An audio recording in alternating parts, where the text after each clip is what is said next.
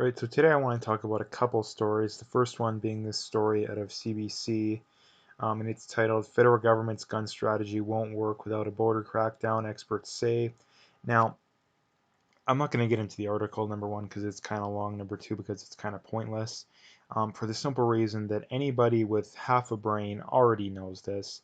And when we've had multiple police chiefs literally come out and say, almost every gun that they recover that's used in a crime is illegally brought in from the states usually, um, meaning that any gun control, any further gun control is going to have no impact whatsoever. Maybe, small single digit percent, effect on crime.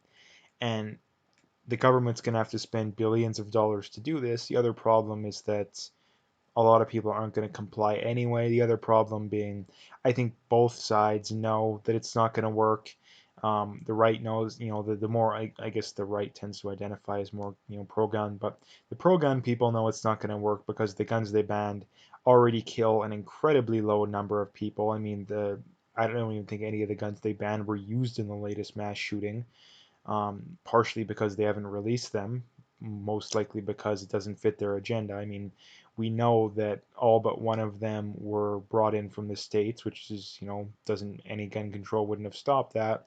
The other one, I've heard more than likely stolen from the cop that the guy shot. So this whole we need to ban guns because we just had the worst mass shooting doesn't make any sense because first of all, 9 of the people who died in the mass shooting died from fire, and of the rest of them, again, the guy got the guns from the States anyways. So again, it's not going to make any difference whatsoever.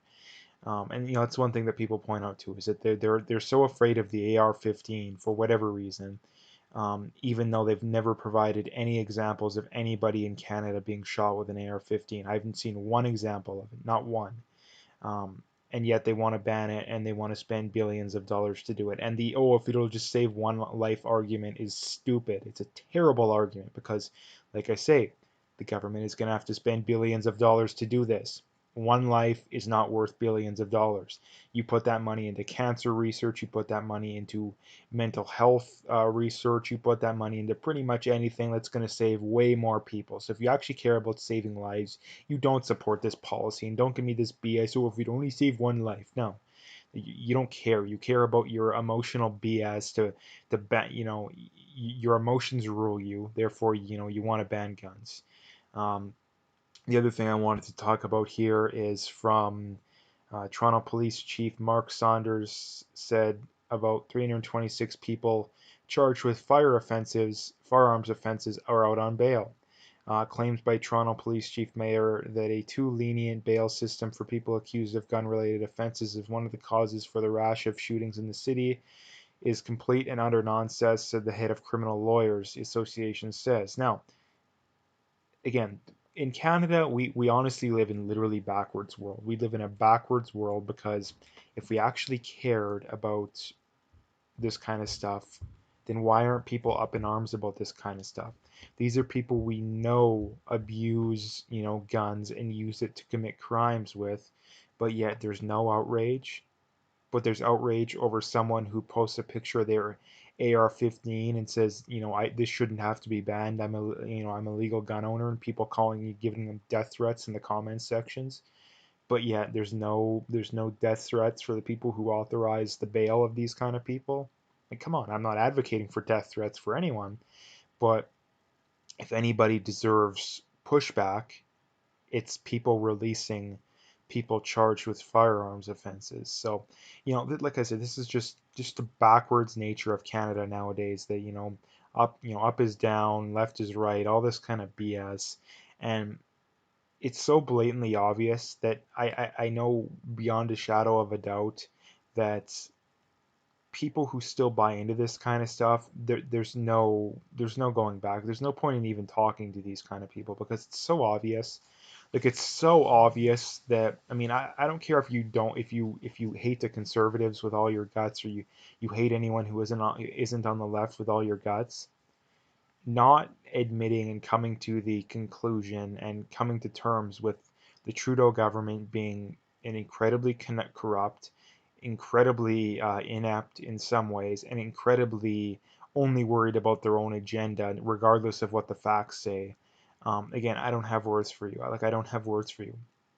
And this is one of the big reasons why there's such a political divide out there nowadays, that you have one side of the political spectrum that is lying, that is manipulating, that there's clearly a conspiracy afoot in some way, shape, or form. I don't know exactly what, but you don't spend billions of dollars to do something that isn't going to have any effect on crime, like not any effect on crime.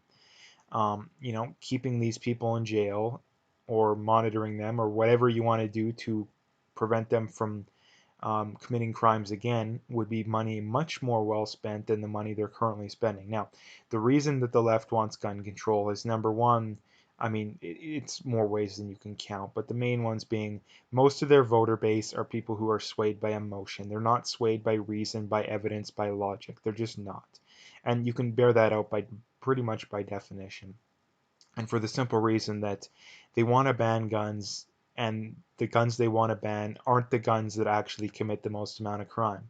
The guns, if they actually cared about, I mean, if a gun ban made sense, which it doesn't, but if it did, the first guns you'd want to ban would be handguns because they're the ones responsible for the overwhelming majority of crime. But you have all these idiots, in Justin Trudeau's comment section, on Twitter, on Reddit, everywhere you look, that are talking, oh, this is so good for Canada now. Now I finally feel safe to go out, even though there's, one mass shooting every 20, every generation. The chances of being killed in a mass shooting, even in the States, is incredibly low. I mean, you look at all these idiots in the comment section, oh, kids in Canada can actually feel safe to go to school, even though more kids die every year drowning in pools and in bathtubs, at home, not, public pools or, at the recreation centers.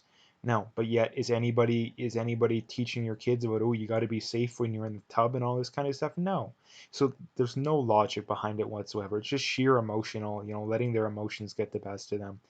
Um, the other main reason being is that the left is they always drift authoritarian, always drift towards communism, even if they're not implicitly authoritarian and or communists. Like it's like the old saying goes, in any organization, or group of people, whatever you want to call it, if you're not implicitly anti-leftist, anti-socialist, anti-communist, you will drift socialist, communist to the left by default. And that's what's happening. And again, the evidence clearly bears that out. Again, I've made videos about that, so don't try and throw it in the comment section, oh, you're just making that stuff up. No, I've made several videos about that. There's literally videos on YouTube with millions of views with this kind of stuff. So if you're not aware of it, you're doing a very good job avoiding evidence that would go counter to your narrative. So, like I say, the left wants to be able to implement rules, laws that are very questionable at the very least, authoritarian at the worst, and the only thing that is a legitimate pushback against that is an armed populace, because democracy doesn't matter. Like people say we're a democracy. Of course we're not a democracy. Like they throw out the 80% wanted the gun ban. Well, first of all, that's BS for several reasons, because the global poll proved that. They cited this, 52% of people want an outright gun ban, and you turn around and what, 75-80% of people literally from their own tweets said they don't want the ban. So again, they just make those numbers up. They just make those numbers up. And if they're not made up, they're literally probably just going through liberal voter rolls from you know the most liberal area in Canada. Take your pick of where that is. um, so again, those are the main reasons. The reason for gun control, it's different depending on who you are. The everyday citizen, number one, the reason why the everyday citizen wants gun control is they have no idea what they're talking about. They've never seen a gun, they've never shot a gun, they probably don't even know anyone who owns guns. And if they have, it's the FUD, oh, I only need my hunting rifle and my pump shotgun. Um, and because of that reason, they get their idea of guns through Call of Duty and these kind of video games. And again, people scoff at that, but it's true. It's very true, because most of these people, when they cite those kind of things, they'll group the full autos in with the semi-autos, even though they're vastly different guns. And the reason why they think they're the same is that, oh, because the AR-15 looks like the gun they use in Call of Duty, they must be the same because they look the same or pretty much the same. So that's the main reason. The reason the everyday citizens, because they have no idea what they're talking about. They believe lies and they let their emotions get the best of them. They don't make their decisions based on reason and evidence and fact.